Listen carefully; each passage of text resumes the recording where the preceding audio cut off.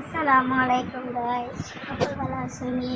প্রথমে আপনারা বুঝতে পারছেন আমি আপনাদের পিঠা রেসিপি হয়ে এসেছি। প্রথমে কিছু পেঁয়াজ বেরেস্তা করে নিলাম, তারপরে আলুগুলো তেলে লাগিয়ে দিয়েছি। চালটা সিদ্ধ করা শেষ, মাংসটা আগে বুনিয়ে রাখি দিচ্ছি।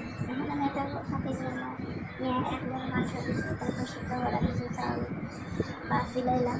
এখন আমি আরেক লেয়ার মাংস দিলাম, দেওয়ার পরে বাকি সিদ্ধ করা ভাতগুলো দিলাম। দেওয়ার পরে আমি এক এক করে আবার কিছু আলু দিলাম। যখন আপনার সাথে আমার চ্যানেলটা সাবস্ক্রাইব করবেন, আমি দুদিন করে রেসিপি দিই, আর আমি যখন একটু ব্যস্ত আসলাম যার কারণে তোমার রেসিপি তৈরি করতে পারছি না। একটা হলে আমার দেওয়া শেষ।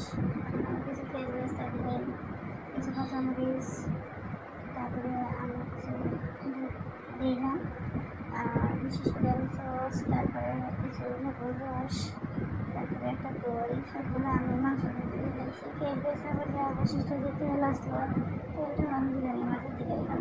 এখন আমি কিছু সময় তারপর সিদ্ধ করে আনি, এবং কিছু সময় চুলাতে